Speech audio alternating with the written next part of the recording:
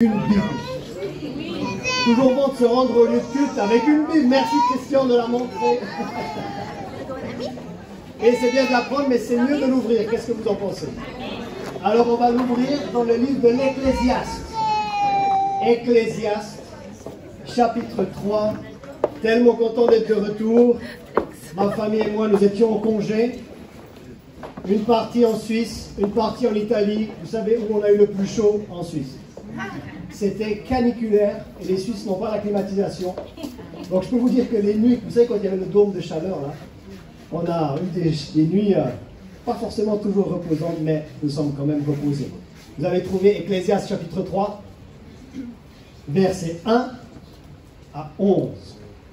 Vous n'êtes pas tous les jours dans le livre de l'Ecclésiaste, n'est-ce pas? Le texte nous dit, il y a un temps pour tout.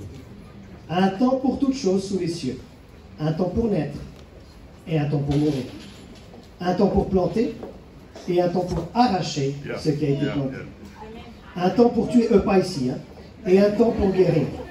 Un temps pour abattre et un temps pour bâtir. Où sont les bâtisseurs? Un temps pour pleurer et un temps pour rire. Un temps pour se lamenter et un temps pour danser. Un temps pour lancer des pierres, toujours pas ici, et un temps pour ramasser des pierres. Un temps pour un temps pour embrasser. Et si quelqu'un allait tomber amoureux en cette saison. Mais attendez, et un temps pour s'éloigner des embrassements. Certains, vous devez peut-être vous éloigner des embrassements. Un temps pour chercher et un temps pour perdre. Un temps pour garder et un temps pour jeter. Un temps pour déchirer et un temps pour coudre. Un temps pour se taire. Alors ça, c'est pas pour moi maintenant. Et un temps pour parler. Oui, ça, c'est pour moi maintenant. Un temps pour parler. Un temps pour aimer et un temps pour haïr. Toujours pas ici. Et un temps pour la guerre. Toujours pas ici. Et un temps pour la paix. Verset 9. Quel avantage celui qui travaille retire-t-il de sa peine? J'ai vu à quelle occupation Dieu soumet les fils de l'homme. Oh, écoutez le verset 11. Il fait toutes choses belles en... Pas selon notre temps. Non, non, non. Certains, vous êtes frustrés parce que vous avez entendu une parole de Dieu, mais elle ne va pas s'accomplir en votre temps. Elle va s'accomplir en son temps. Parce qu'il fait toutes choses belles en son temps. Même il a mis dans leur cœur la pensée de l'éternité, bien que l'homme ne puisse pas saisir l'œuvre que Dieu fait du commencement jusqu'à la... J'aimerais vous parler, c'est un message hors série. Je ne vais pas prendre tout le mois sur ce sujet, mais j'aimerais vous parler particulièrement aujourd'hui avec la prière que nous avons faite pour les enfants. Mon sujet de ce matin, une nouvelle rentrée, une nouvelle saison. Amen. Nouvelle rentrée, nouvelle saison.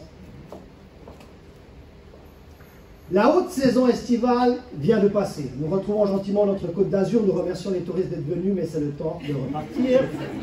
L'été indien s'installe.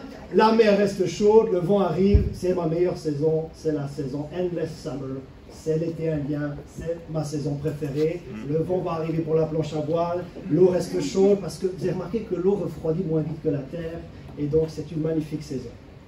Avez-vous déjà remarqué que certaines fois, quand c'est le début de l'année civile, au mois de janvier, certains prennent de soi-disant bonnes résolutions qu'ils n'ont pas tenues la semaine d'après.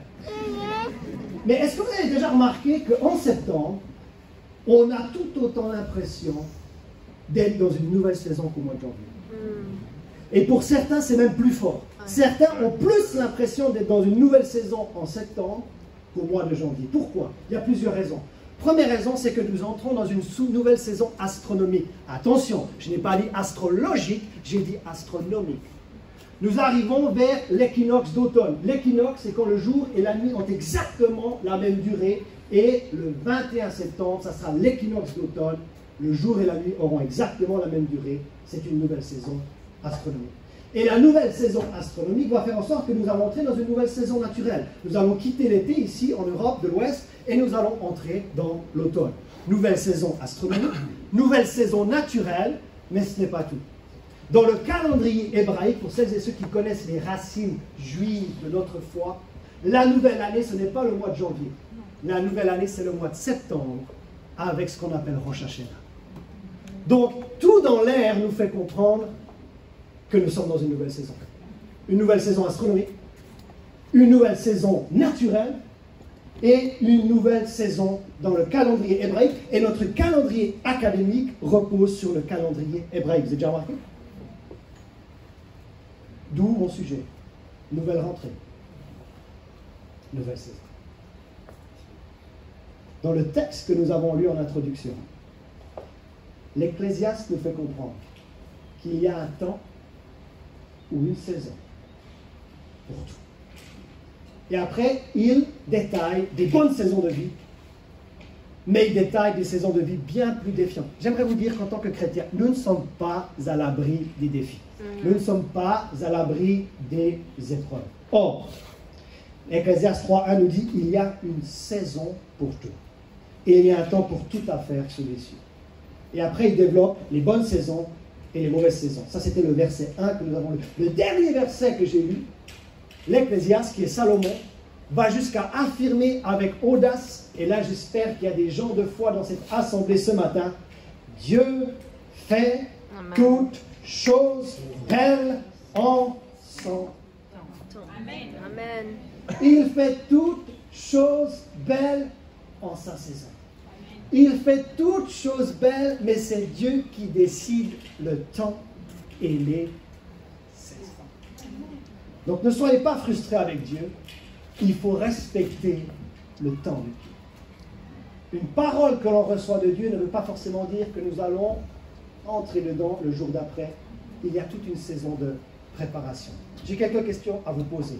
Que croyez-vous personnellement pour votre vie, pour votre famille, pour votre église, pour votre entreprise, dans cette nouvelle saison qui s'ouvre à nous?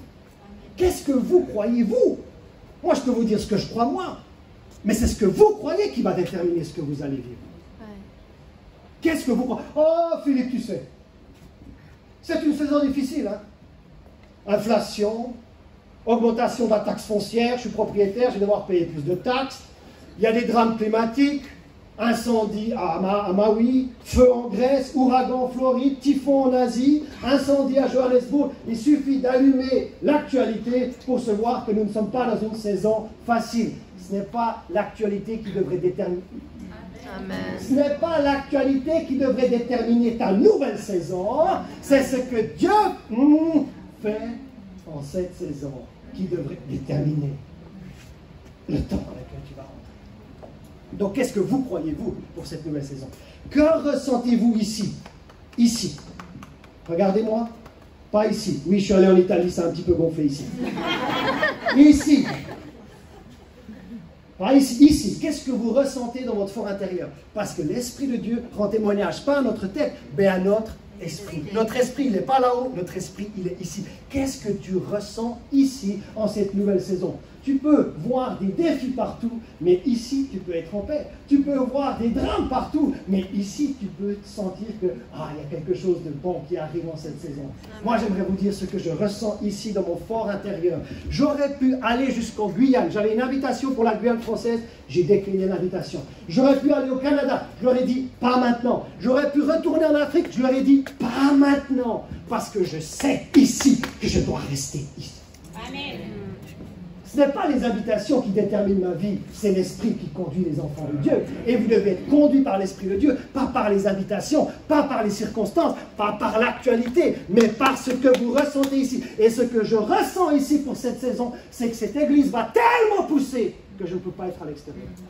Je dois rester ici parce qu'on va avoir un problème logistique bientôt et nous allons certainement devoir avoir 2 réunions encore le dimanche matin, pas pour des raisons Covid, mais pour des raisons de croissance et de fruits. Donc qu'est-ce que vous croyez? Moi je viens de vous dire ce que je crois. Ce que je crois, c'est que je dois rester ici le plus possible parce qu'on va grandir, on va mûrir spirituellement, on va croître numériquement. Arrivez-vous en cette nouvelle saison à percevoir les opportunités qui arrivent, ou est-ce que vous voyez seulement l'opposition qui se lève? Encore. Est-ce que vous voyez que des oppositions qui se lèvent dans votre vie, ou est-ce que vous voyez des opportunités? Et moi, j'aimerais vous dire quelque chose. Les plus grandes opportunités jaillissent quand les plus grandes oppositions se lèvent. Donne-moi un verset pour me faire comprendre ça. Ésaïe 60, verset 2. Si vous voulez comprendre ce qui se passe dans le monde, vous n'avez pas besoin d'être un as de la géopolitique, même si la géopolitique est passionnante, Lisez Ésaïe 60, verset 2. Est-ce que vous avez vos yeux dans votre Bible? On n'a pas encore les écrans, mais la fibre a été restaurée. Après 4 essais, on avait eu 4 fois un technicien devait venir. Il n'est jamais venu. Cette fois, il est venu et il nous a restauré la fibre. Donc, on va pouvoir avoir nos écrans et notre système bientôt en place. Vous avez trouvé Ésaïe 60, verset 2. Nous parlons de nouvelles rentrées et de nouvelles saisons. Vous voulez savoir ce qui se passe dans le monde, là? Vous n'êtes pas dans les traînasses de la géopolitique. Vous lisez Ésaïe 60, verset 2, vous aurez tout compris. Vous êtes prêts? Voici que les ténèbres, Ésaïe 62, voici que les ténèbres couvrent la terre. Qui est d'accord avec ça? Voici que les ténèbres couvrent la terre. Et une nuée sombre couvre les peuples. Ah, c'est pas très encourageant. Opposition. Quelque chose se passe. Ça s'assombrit sur la terre. Ça devient plus compliqué sur la terre. Économiquement, plus compliqué. Climatiquement, plus compliqué. Mais ce n'est pas tout. Mais sur toi. Tout le monde dit mais sur moi. Mais sur moi. Encore, mais sur moi. Mais sur moi. Encore, mais sur moi. L'Éternel seul. Ouh, qui se lèvera sur toi? L'Éternel. Amen. Qui se lèvera sur toi? Le président de la République? Non. Qui se lèvera sur toi? Elon Musk? Non. Qui se lèvera sur toi? L'Éternel. Il y a une grande période d'opposition qui arrive sur la terre et ça va aller de mal en pire. Mais pour les enfants de Dieu, l'Éternel se lève sur eux. Amen. Amen. Je me posais, j'étais en vacances. L'Éternel se lèvera qui? Lui-même. C'est pas le pasteur qui se lèvera, c'est pas l'apôtre qui se lèvera, c'est l'Éternel qui se lèvera. Comme quoi? Comme un soleil. La terre s'assombrit, mais pour les enfants de Dieu, c'est un chemin du haut. Comme un soleil, et l'on verra sa gloire apparaître sur qui? Sur toi, sur toi, sur toi, sur toi, sur toi, sur toi. L'Église glorieuse se lève maintenant alors que la terre s'assombrit. Il va falloir accepter le paradoxe. Regardez mes mains. D'un côté, c'est sombre, et ça sera de plus en plus sombre. Même quand on aura un nouveau président de la République. D'un autre côté, pour le peuple de Dieu. C'est pas encore eu la révélation. Ça va être de plus en plus pire, mais pour nous, ça va être de... Et raison pour laquelle il va falloir aller chercher les personnes qui sont encore dans le royaume des ténèbres et les emmener dans le royaume de son Fils. Bien, c'est une saison où il y aura beaucoup d'âmes gagnées au Seigneur. Amen. Dans nos familles, dans notre ville, dans notre région, dans notre pays, en francophonie et jusqu'aux extrémités de la terre. Et pour en revenir à notre vie personnelle, il y a 2 saisons principales dans notre vie. Des saisons de croissance et les saisons de découragement. Vous savez qu'est-ce qui va déterminer si vous allez basculer dans une saison de croissance ou une saison de découragement? C'est la façon dont vous gérez l'opposition. C'est la façon dont vous gérez les épreuves. Dès que les épreuves arrivent, regardez mes mains, vous pouvez soit partir dans le découragement, soit vous pouvez partir dans une saison de croissance et de réjouissance. Les épreuves, c'est le carrefour. L'opposition, c'est le carrefour. Celles et ceux, et pasteur nous l'a enseigné, qui par foi et persévérance héritent les promesses de Dieu, quand tu es dans les épreuves, quand l'opposition se lève, ce n'est surtout pas le moment de lâcher. Parce que celles et ceux qui persévèrent dans l'opposition, celles et ceux qui persévèrent dans les épreuves, préparez-vous, parce que la croissance arrive. Préparez-vous, parce que les réjouissances arrivent. Préparez-vous, parce que la célébration arrive. Mais en revanche, celles et ceux qui sont parfois dans les épreuves, au lieu de persévérer dans les épreuves, qu'est-ce qu'ils vont faire? Ils vont vivre quelque chose de plus difficile. Comme quoi? Une saison de crise. Les épreuves déclenchent soit une saison de croissance, soit une saison de crise, une saison d'épuisement, ou même une saison de retrait. Mais j'ai une bonne nouvelle pour vous. Dans le naturel, les saisons sont cycliques. L'été va partir, mais l'été va revenir. Donc tu es dans une saison de découragement, mais ne perds pas courage, parce que la croissance et la réjouissance vont revenir, la guérison va revenir, la restauration va revenir. Ne crois pas qu'une saison est indéfinie. Non, elle est cyclique. Ça veut dire qu'au bout d'un moment, elle va être derrière toi et la restauration. Donc même si vous êtes dans une saison de découragement, ne perdez pas courage, parce que la saison de croissance peut revenir. Et si vous êtes face à une épreuve, ne lâchez pas le bâton, restez attachés fermement à Dieu et à son Église, et vous allez pouvoir vivre vraiment une saison de prospérité, de paix. Alors, moi j'ai cette conviction. On peut vivre en paix dans un monde qui court à sa perte. Et ça, c'est le destin des enfants de Dieu. On ne pourra pas tout changer, mais il va falloir trouver l'art d'être en paix dans un monde en guerre. D'avoir foi pour nos finances dans un monde économiquement qui devient difficile. D'avoir la foi d'être conduit par l'Esprit de Dieu, au moment où il y a un incendie qui se déclenche, l'Esprit de Dieu dit « Pah !» Prends toute ta famille, « Pah !» Il va falloir être d'une sensibilité à l'esprit dans les saisons dans lesquelles nous sommes. Raison pour laquelle il ne faut pas lâcher sa vie spirituelle. Ta vie spirituelle, tu dois en faire maintenant une priorité. Et si ta vie spirituelle devient une priorité, tout va s'aligner. Ta vie professionnelle va s'aligner, ta vie du logement va s'aligner, ta vie financière va s'aligner. Cherchez premièrement, Jésus a dit premièrement, le royaume de Dieu. Et toutes ces choses vous seront données, pas ôtées, vous seront données par-dessus. Nouvelle rentrée, nouvelle saison. Maintenant, comment Dieu peut-il concrètement initier une nouvelle saison spirituelle dans notre vie? Est-ce que ça vous intéresse, la façon dont Dieu peut initier une nouvelle saison? On a parlé d'une nouvelle saison astronomique, on a parlé d'une nouvelle saison naturelle, on a parlé d'une nouvelle saison académique, mais une nouvelle saison spirituelle. Est-ce que vous voulez voir comment Dieu peut initier une nouvelle saison spirituelle dans la vie de quelqu'un? Est-ce que ça vous intéresse ou on s'arrête là? Non, vous êtes venus, hein? On va quand même y aller. Au premier scénario, Paul est à Tars. Il est dans sa ville natale, mais Paul est dans une saison pas facile. Quoi, Paul avait des saisons pas faciles? Je suis en train de lire une biographie d'un auteur de l'Académie française, un biographe de Paul. Paul n'avait pas une vie facile. Il a eu des saisons de croissance, mais il a eu des saisons de découragement. Là, il se retrouve dans sa ville natale, à Tars. Il a essayé de connecter avec les leaders de l'église à Jérusalem. Il a été mal reçu. On ne croyait pas vraiment en sa conversion, lui qui était un persécuteur et un oppresseur des chrétiens. On ne croyait pas vraiment à sa sincère nouvelle naissance. Du coup, on l'a renvoyé dans sa ville natale. Est-ce que vous pensez qu'il était dans une super saison? Il n'était pas dans une super saison. J'ai un appel, je suis allé sur la route de Damas, Jésus m'est apparu, et maintenant je suis de retour dans ma ville natale, j'ai été évincé de l'église, j'ai été mis à part de l'église, j'ai été ostracisé par l'église, et peut-être c'est vous. Peut-être vous essayez aujourd'hui dans cette nouvelle saison de reconnecter avec l'église, parce que peut-être l'église vous a blessé. Mais j'aimerais vous dire que Paul a dû d'abord être restauré dans sa relation avec l'église avant de pouvoir accomplir sa destinée. Je suis en train de parler à quelqu'un. Je n'ai jamais vu quelqu'un rester loin de l'église, réussir sa destinée. D'abord, tu dois être restauré et réconcilié avec l'église. Et ensuite, tu accompliras ta destinée parce que l'église sera le tremplin pour t'emmener dans la destinée que Dieu a pour toi. Donc, Paul n'était pas dans une saison facile. Comment Dieu l'a sorti de cette saison difficile? Vous voulez savoir? Acte 11, 25, s'il vous plaît. Nouvelle rentrée, nouvelle saison. Barnabas se rendit alors à Tars. Paul de Tars, c'est de là d'où il venait. Pour y chercher Saul. Paul, c'était son nom romain. Saul, c'était son nom juif. Acte 11, 25. Quand il l'eut trouvé, il l'amena avec lui à Antioche.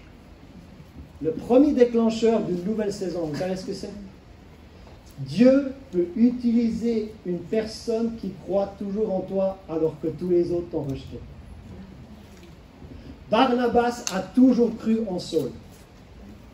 Et Barnabas va chercher Paul à Tars pour lui dire, sors de cette saison difficile, sors de cette saison où tu es tout seul, viens, connecte avec l'église d'Antioche, tu vas pouvoir y exercer ton don d'enseignant. J'aimerais vous dire peut-être que beaucoup de personnes vous ont rejeté, mais il y a toujours une personne sur cette terre, quelque part, que Dieu va utiliser pour vous sortir d'une saison difficile. Et quand la main se tend, ne laissez pas la main, acceptez-le. Les personnes qui sont dans le désespoir, le problème de leur désespoir, c'est qu'elles n'arrivent pas à en sortir par elles-mêmes, mais elles n'acceptent pas l'aide qui leur est tendue. Quelqu'un qui est dans le désespoir n'arrive pas à en sortir et n'accepte pas l'aide d'autrui. Donc si aujourd'hui tu as besoin d'être sorti d'une saison difficile, il y a quelqu'un que Dieu va t'envoyer pour te sortir de cette saison.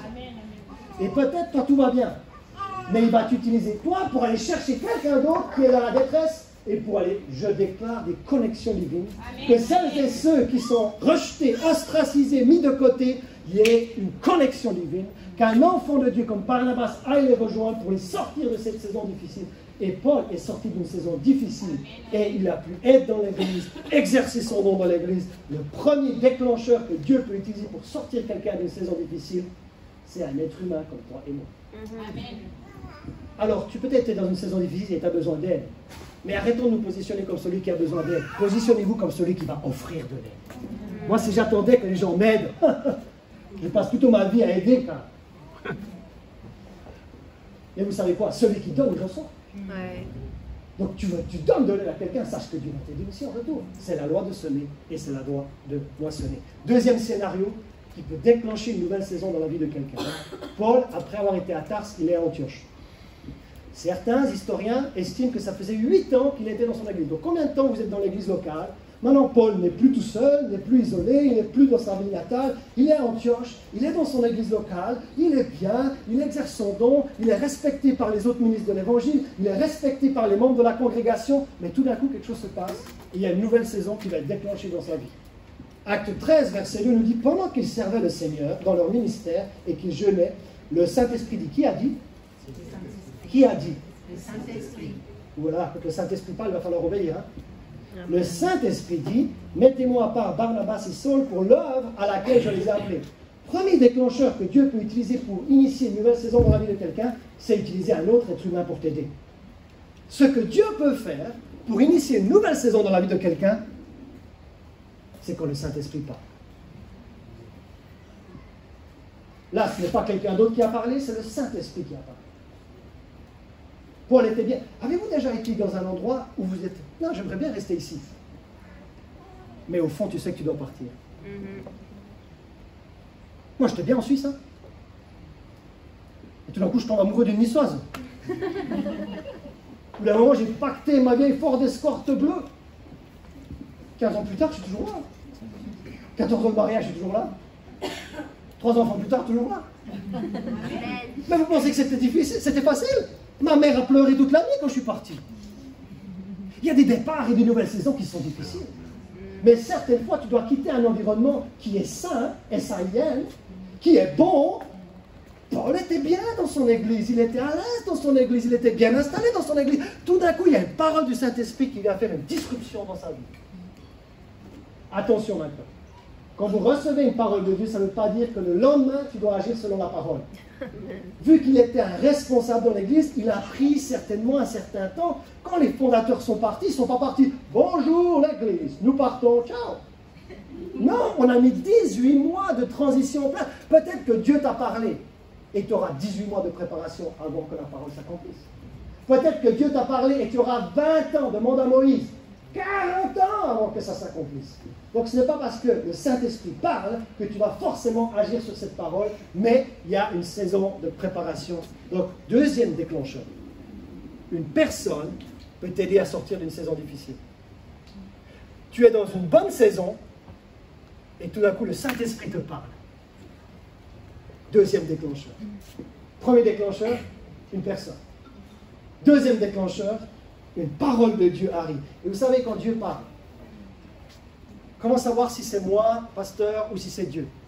Quand Dieu parle, c'est une parole à double tranchant. Elle te divise ce qui est âme et ce qui est esprit. Quand c'est toi qui parles, c'est ton âme qui parle. Quand c'est le Saint-Esprit qui parle, c'est l'Esprit qui parle. Et c'est tellement à double tranchant que quand Dieu te parle, tu sais que Dieu t'a parlé, point final à la ligne. Si tu ne sais pas encore, n'agis pas selon cette parole. Mais quand Dieu parle, c'est tellement précis, c'est tellement clair, c'est tellement net, que si tu ne le fais pas, tu sais que tu es dans la désobéissance. Ça, c'est une parole venant de Dieu. Mais attention, la parole venant de Dieu, elle peut venir interrompre une belle saison dans laquelle tu étais.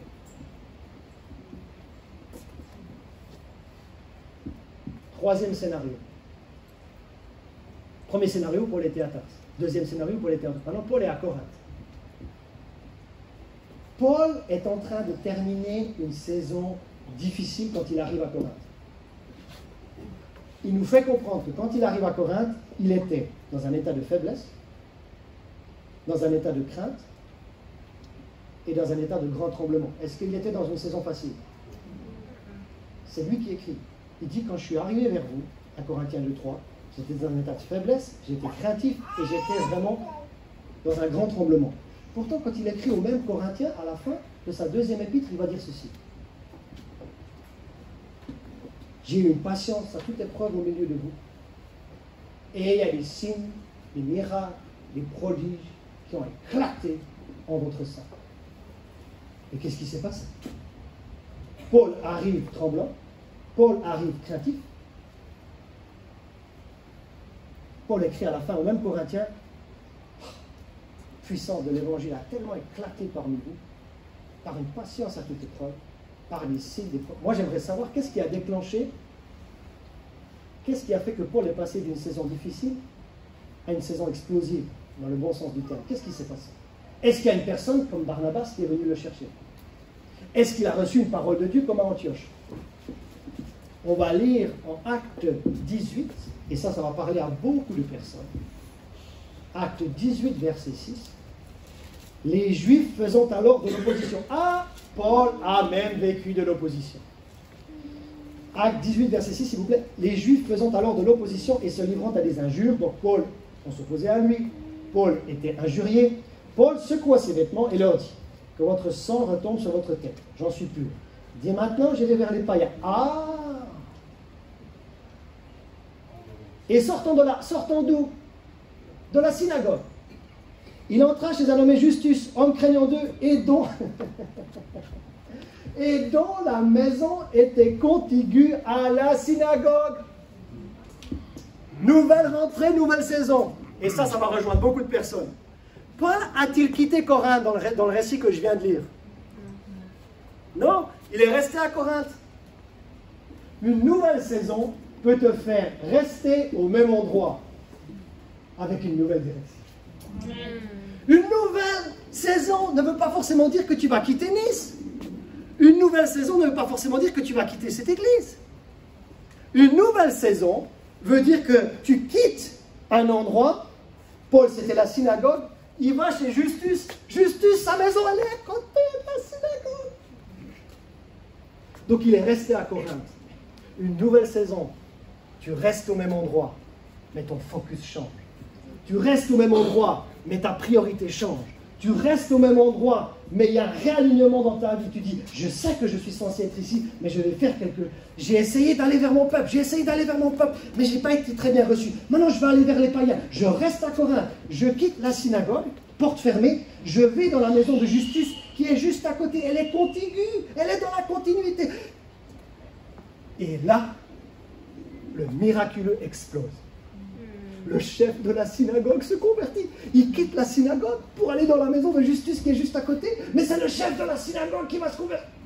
Wow. Le fruit qu'il avait pas là, en redirigeant sa vie au même endroit, juste à côté. Et si ton service dans l'assemblée devait changer? Et si professionnellement tu devais rester à Nice? Mais il y a un petit alignement. Tu restes au même endroit. Mais il y a un focus qui change. Pour Paul, ça a été un changement de paradigme tellement extraordinaire dans sa vie. Donc un troisième déclencheur d'une nouvelle saison. Ne sois pas découragé quand une porte se ferme. Parce que c'est tellement prophétique, quand une porte se ferme, il y en a une qui s'ouvre juste à côté. Tu as été licencié de ton travail, la porte s'est fermée.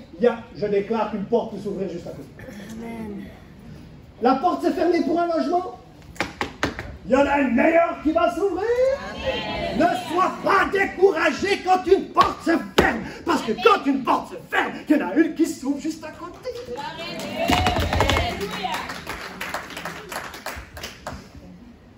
Et toi, tu restes sur la porte fermée. Oh, j'ai été rejeté. Mon dossier n'a pas été accueilli, je veux faire cette école. Et si tu allais dans l'école juste à côté, qui? Vous m'avez pas pris, là? Non, mais c'est extraordinaire. Qu'est-ce qui peut déclencher une nouvelle saison dans la vie de quelqu'un? Une personne vient t'aider. Qu'est-ce qui peut déclencher une nouvelle saison spirituelle dans la vie de quelqu'un? Deuxième scénario. Une parole de Dieu claire. Amen. Qu'est-ce qui peut déclencher une nouvelle saison dans la vie de quelqu'un? Nouvelle rentrée, nouvelle saison. Alléluia. Mince, tu as vécu une porte fermée. Mais dans la maison qui touche là où tu étais, il y a plus de fruits, plus de connexion divine. Porte fermée dans la synagogue, mais porte ouverte chez Justice. Les deux établissements se touchent. Amen, amen. Et si ta nouvelle saison était beaucoup plus proche que tu ne le pensais? Tu t'es dit, ah, peut-être que je devrais partir en Australie, peut-être que je devrais partir en Alaska. Parce que moi, des fois, mon film préféré, c'est Into the Wild. Aller en Alaska tout seul. Si vous me demandez à moi mes vacances que je souhaiterais, mais moi en Alaska tout seul. Donc je prends ma femme et mes enfants. Mais honnêtement, je suis un ermite en vacances. J'essaie de voir le moins de personnes possible. Parce que je suis un introverti. Là, toi, tu es introverti? Oui. Ça veut dire que j'ai besoin de me reposer seul. Et quand tu me laisses me reposer seul, je redeviens agréable avec les gens. Amen. Mais si tu me fais trop souvent avec les gens, oh, chérie, on va voir la famille. Va voir ta famille toute seule. Je reste un petit peu à la maison. Chérie, voilà. Non, laisse-moi aller faire la planche à voile tout seul. Il n'y a personne qui va m'embêter à la planche à voile. Il faut vous connaître. Et il faut savoir comment vous vous reposez. Et il faut savoir comment partir en vacances. Peut-être qu'un all inclusive, ça ne te va pas du tout parce qu'il y a trop de touristes. Ouais, ouais. Non, je pense qu'il faut même réapprendre à se reposer aujourd'hui. Ouais. Savez-vous comment vous reposer? Savez-vous qu'est-ce qui vous repose? Moi, j'ai fait un puzzle avec mes filles, c'était super. Puzzle. Donc, premier déclencheur pour une nouvelle saison, Paul peut utiliser une personne. Allez-vous être cette personne pour quelqu'un? Je sais qu'on aimerait être la personne qui reçoit, mais allons-nous être la personne qui donne? Deuxième déclencheur qui peut déclencher une nouvelle saison spirituelle, c'est une parole claire, nette et précise venant de Dieu. Troisième, c'est quand tu as une porte qui se ferme. Ne reste pas sur la déception de la porte fermée, parce que dans la maison d'à côté, il peut y avoir une porte ouverte. Et le fruit que tu voulais avoir dans la porte fermée, non mais c'est pas extraordinaire, le fruit qu'il voulait avoir dans la porte fermée, il l'a dans la porte ouverte. Il y a combien de distance entre les deux? Elles sont contiguës. Donc celles et ceux qui pensaient quitter Nice, réfléchissez bien. Réfléchissez bien. Dernier scénario. Paul à Éphèse. Paul à Éphèse, il aura ses meilleures années de ministère. C'est extraordinaire ce qui s'est passé à Éphèse. Éphèse était là où il y avait une des 7 merveilles du monde, le temple d'Artémis. Dans votre Bible, on l'appelle Diane, c'est le nom romain. Mais une des 7 merveilles du monde antique, c'était le temple d'Artémis, et c'était dans la ville d'Éphèse. Paul a eu vraiment des années fastes et fructueuses de ministère, 3 années extraordinaires. Beaucoup d'autres églises ont été implantées, quand vous lisez le livre de l'Apocalypse, par exemple, Smyrne, Pergame, Thyatire, Laodicée, Philadelphie, toutes ces églises-là étaient des églises filles d'Éphèse. Et on a aussi Colossiens, l'épître aux Colossiens, c'est certainement né pendant cette période-là. Hiérapolis aussi, on n'a pas d'épître à Hiérapolis. Mais pendant cette belle saison de 3 ans, avez-vous déjà été dans une belle saison de 3 ans sans interruption? Ah non, ça on n'avait plus. Pour Paul, il a eu, à Corinthe, c'était 1 année et demie sans interruption. Après, il y a eu une insurrection contre lui, mais ça s'est bien passé. À Éphèse, c'est allé jusqu'à 3 ans et tout d'un coup, il y a quelque chose qui se passe, qui va réorienter sa vie. Il ne l'a pas voulu, il ne l'a pas souhaité, et quelqu'un a dit, c'était pas prévu comme ça. Quel a été le déclencheur? L'évangile a eu un tel impact dans la ville d'Éphèse qu'il y en a certains qui étaient des artisans, ils vendaient des petites statuettes d'Artémis. Mais les gens se convertissaient tellement à l'évangile que ça commençait à entraver le business des artisans. Ils perdaient de l'argent parce que les gens ne s'intéressaient plus à la déesse Artémis, ils s'intéressaient à Jésus-Christ. Et du coup, certains ont dit, il faut qu'on arrête ce Paul-là, il faut qu'on arrête Aristarque, il faut qu'on arrête Gaius, parce que ces trois-là, ils sont en train de plomber. Vous savez, quand on touche à votre argent, vous allez commencer à faire quelque chose. Et leur argent était touché. Et tout d'un coup, et là je vais demander à Valérie de vous envoyer une photo. Ceux qui sont dans le groupe WhatsApp, si vous n'êtes pas dans le groupe WhatsApp, vous pouvez vous ajouter à la fin, mais regardez avec quelqu'un qui va recevoir la photo. On a aujourd'hui, si vous allez à Éphèse, vous allez voir le grand théâtre d'Éphèse. J'aimerais vous dire que le grand théâtre d'Éphèse, vous allez voir une photo qui va arriver bientôt, pouvait recevoir jusqu'à plus de 20 000 personnes. 20 000 personnes. Certains observateurs diraient jusqu'à 24 000 personnes. Est-ce que vous imaginez 20 à 24 000 personnes enragées contre vous?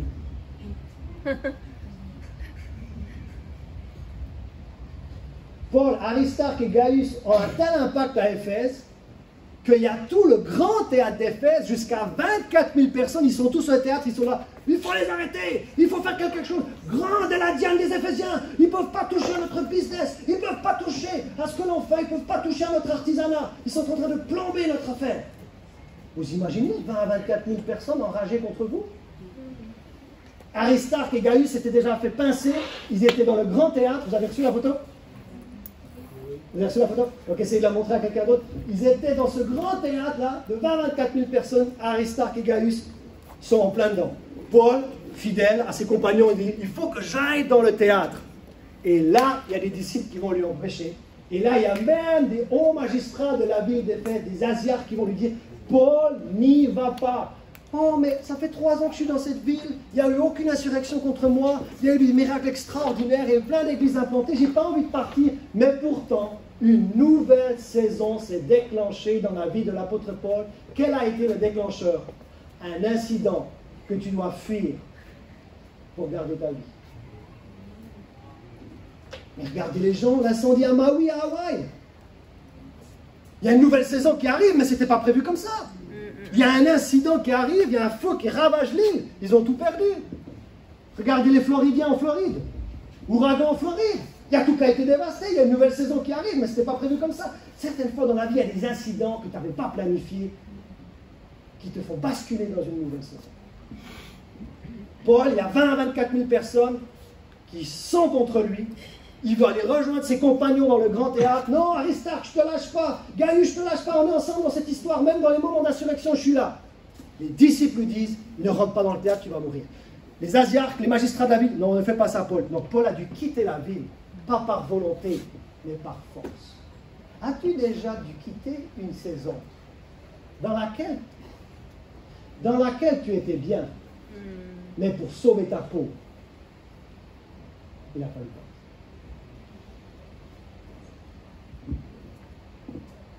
Vous n'êtes pas sans savoir la situation des migrants.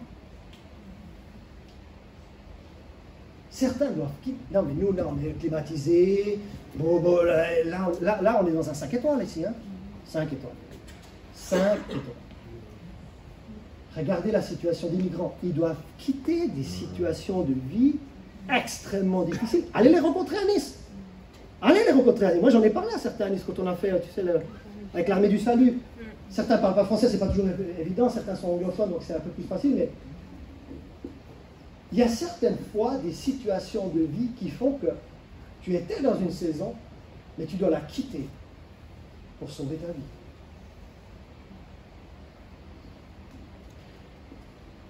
Et on lit par exemple en Acte 18, verset 6, non ça c'est plus, pardon, Acte 19, verset 30, Paul voulut se présenter devant le peuple. Vous avez la photo du grand théâtre d'Éphèse devant les yeux. Imaginez toute cette foule-là contre vous.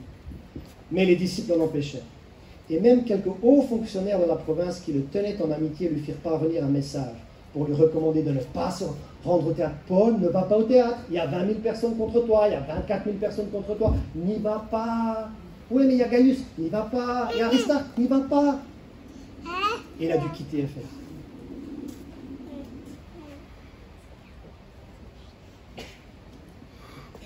Est-ce que tout ça a du sens?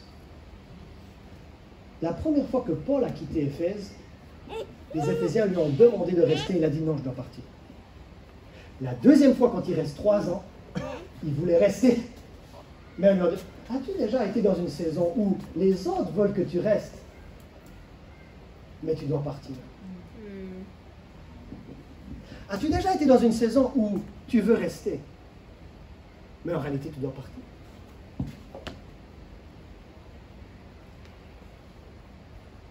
Quelle est votre saison? Laissez-moi atterrir. Peut-être que tu voulais quitter Nice, mais tu es toujours à Nice.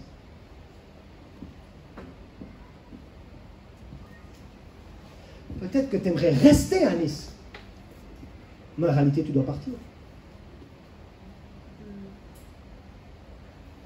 Les gens aimeraient que tu restes, mais tu sais, comme la première fois que Paul a quitté Éphèse, tu dois partir. D'autres fois, tu aimerais rester, mais le conseil que les autres te donnent, c'est pas. Ça devient dangereux pour toi.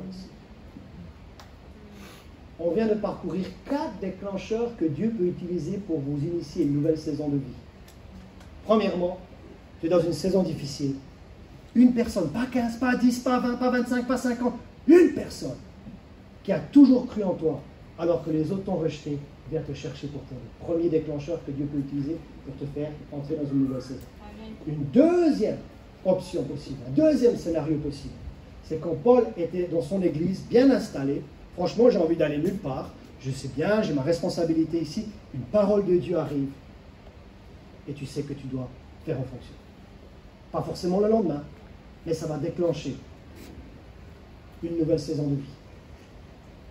Quand Dieu m'a parlé d'entrer à plein temps dans le ministère, c'était en novembre 2009. Quand est-ce que je suis entré à plein temps dans le ministère? Janvier 2011. Voyez-vous qu'il y a eu 13 mois. 13 mois, il fait toutes choses belles en 100 ans. C'est pas parce que Dieu t'a parlé aujourd'hui que ça va s'accomplir demain. Non, ça serait même une erreur. Tu risquerais même de perdre ton appartement, tu risquerais même de perdre ton emploi et te retrouver au chômage. Une fois, il y a un homme de Dieu, il vient dans une école biblique. Ah, j'ai donné ma voiture et puis j'ai reçu une Cadillac en retour. Les étudiants disent, super, moi je donne ma vieille voiture, je reçois une Cadillac en retour. Ils ont donné leur vieille voiture, ils étaient à pied toute l'année. Parce qu'il y en a un qui a agi selon une parole de Dieu et les autres ont copié la parole que l'homme de Dieu a. Ah, est-ce que je suis avec elle? Donc, ne fais pas quelque chose avec hâte parce que tu peux te retrouver sans toi, sans logement et sans profession. Oui, mais Dieu m'a parlé. Attention, ça va peut-être demander un temps d'adaptation, ça va peut-être demander un temps quand on a fait la transition à nouveau, 18 mois, même plus. Avec l'année 2017 en plus, 2 ans et demi. 2 ans et demi. Donc il y a peut-être quelque chose que Dieu t'a dit aujourd'hui, mais ça va peut-être prendre 2 ans et demi. Donc attention, une parole de Dieu ne veut pas dire que tu vas agir promptement le lendemain sur cette parole. Est-ce que je me fais comprendre? Un déclencheur, ça peut être une personne que Dieu utilise pour entrer dans une nouvelle saison. Ça peut être une parole qui vient de lui. Autrement dit aussi, à Corinthe, ça peut être une porte qui se ferme. Mais ne reste pas sur la porte fermée. Une porte peut s'ouvrir juste à côté. Tu te dis, mon business est en train de ralentir. Ne sois pas découragé. C'est là où tu restes au même endroit, mais une nouvelle saison s'ouvre. Et c'est peut-être juste à côté. 4e déclencheur. Alors là, je ne suis pas en train de dire que c'est la volonté de Dieu. Mais dans la vie, et des chrétiens y compris, il y a des incidents qui arrivent. Il y a des événements difficiles qui arrivent. Peut-être c'est un divorce. Peut-être c'est la perte d'un emploi. Peut-être c'est une tragédie climatique, comme le typhon en Asie, comme l'ouragan en Floride, comme les feux en Grèce ou alors en Haïti, pas Haïti, Hawaï, et vous avez tout perdu. Est-ce que c'est Dieu qui l'a voulu? Je ne pense pas. Mais il va falloir réussir à rebondir maintenant. Il va falloir réussir à rebondir. Et ce qui peut déclencher une nouvelle saison, c'est un départ forcé pour sauver ta vie. Un départ forcé pour des raisons de sécurité. Mais ce que j'aime avec Paul, c'est que quand il a dû quitter Éphèse par force, et j'arrive à ma conclusion, et ça va aider beaucoup de personnes. Vous êtes d'accord qu'il a dû partir sans dire au revoir à Éphèse? Il y avait 24 000 personnes qui sont contre lui, il n'a pas pu rester et dire au revoir les anciens, je vous dis à bientôt. Il y a 24 000 personnes derrière qui veulent me tuer, mais il faut que je fasse vite. Hein. Il a fallu faire vite. Et donc il n'a pas pu revenir à Éphèse, c'était fini pour lui. Mais il ne pouvait pas dire au revoir comme ça à des personnes en qui il a investi pendant 3 ans. Il va leur dire, venez à Milet. M-I-L-E-T, venez à Milet. C'est pas très loin d'Éphèse. Moi je ne peux pas retourner à Éphèse, on va prendre ma vie. Venez à Milet. Et là on va se dire au revoir. Et là il y a une autre photo qui va arriver. De Milet. Probablement l'endroit où Paul a dit au revoir aux anciens d'Éphèse. Écoutez ceci. Acte 20, versets 36 à 38. Après ainsi avoir parlé, il se mit à genoux. Paul se met à genoux. Et il pria avec eux tous, avec les anciens d'Éphèse. Et tous fondirent en larmes. Et là, ils n'ont pas le temps de fondre en larmes ensemble. La première fois, il a dû partir rapidement. Et se jetant au cou de Paul, il l'embrassait, affligé, surtout de ce qu'il avait dit et qu'il ne verrait plus son visage. Donc les Éphésiens sont tristes. les Éphésiens fondent en larmes. Paul, on ne va plus te voir, tu quittes l'Asie. Oui, je quitte l'Asie pour de bon. Et là, vous avez peut-être reçu une photo de Milet. C'est un petit amphithéâtre où Paul a certainement dit au revoir aux anciens d'Éphèse. Et il s'est mis à genoux à cet endroit-là qui est sur votre téléphone. Il s'est mis à genoux. Les anciens sont venus vers lui. Et ils ont tous pleuré comme des madeleines. Comme des madeleines. Ils l'embrassaient. Donc les Éphésiens se sont jetés au cou de Paul. Ils l'embrassaient, affligés surtout de ce qu'il avait dit et qu'il ne verrait plus son visage. Paul, on ne va plus te voir. Et ils l'accompagnèrent jusqu'au navire. Voici ma conclusion.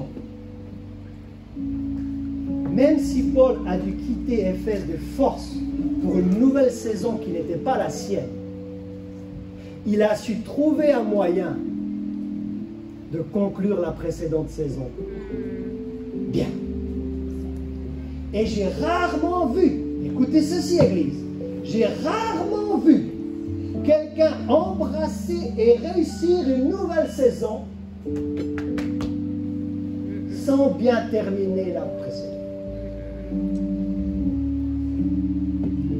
Là, je parle à quelqu'un, c'est sûr. Le meilleur conseil pastoral que je pourrais vous donner, n'entre pas dans une nouvelle saison avec les casseroles de l'ancienne. Finis bien là où tu es. Tu es dans un travail, tu veux arrêter. Finis bien et avec honneur. Avec ponctualité, avec excellence et avec respect.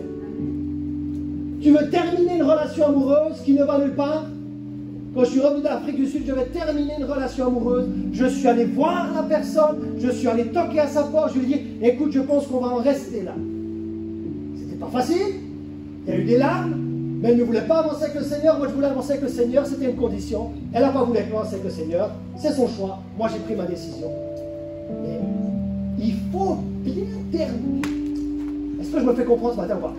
Est-ce que vous voyez que même s'il y a des forces qui sont contraires à notre volonté, Paul a su dire aux anciens d'Éphèse, on ne se voit pas à Éphèse, on se voit à Milet, et là on se dit au revoir.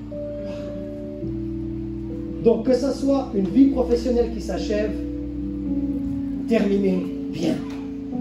Une vie amoureuse s'achève, terminez-la en bonne et due forme.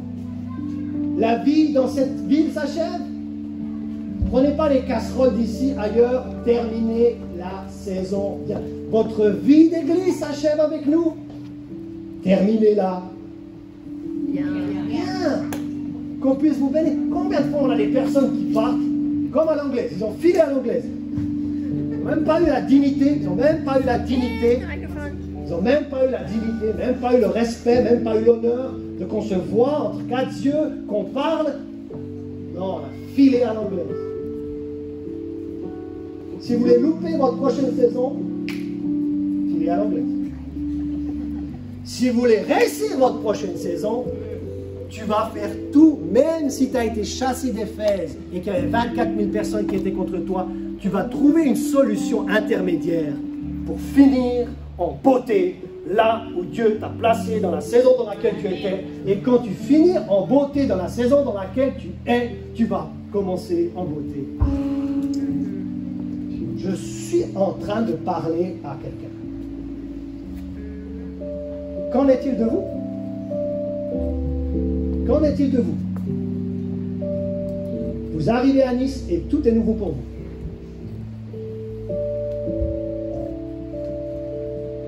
Vous auriez voulu quitter Nice et vous voilà toujours à Nice à la belle.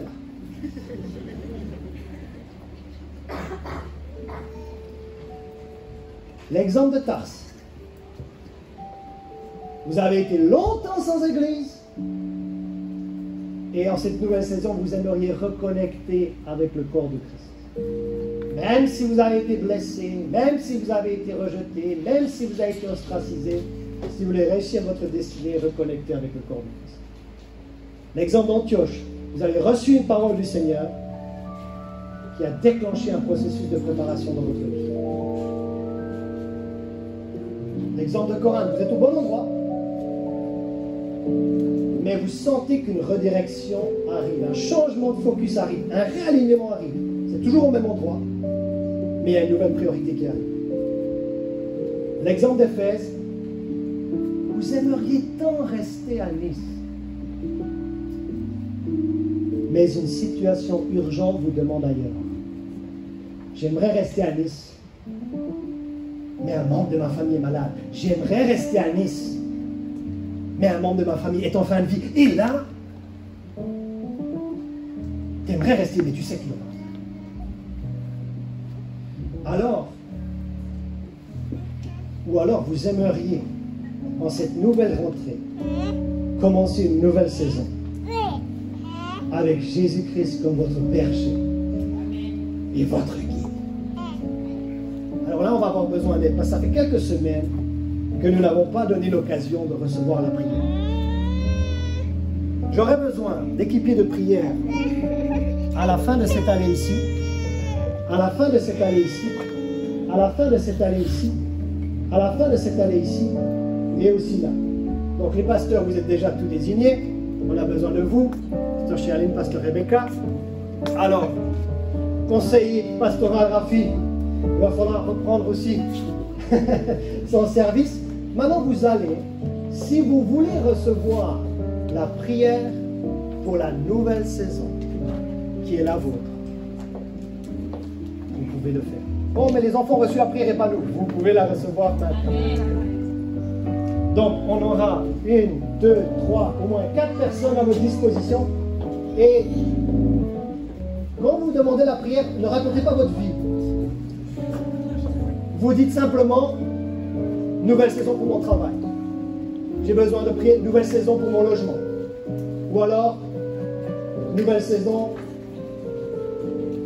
j'aimerais rester à Nice. Bref, peu importe ce qu'on a vu là. Vous avez reçu une parole de Dieu, il y a quelqu'un qui vient vous aider. Il est midi, d'habitude on finit à 12h30. Mais si vous avez d'autres obligations, c'est le bon moment pour éventuellement, gentiment, quitter le lieu de culte si vous avez d'autres choses à faire. Mais la réunion n'est pas terminée. On aimerait offrir la prière à celles et ceux qui veulent la recevoir. Vous avez besoin de prière pour cette nouvelle saison, avancez-vous. Et les gens qui prient, vous n'allez pas prier pendant 10 minutes pour une personne. Parce que sinon, à 15h, on est encore là. Donc, si vous voulez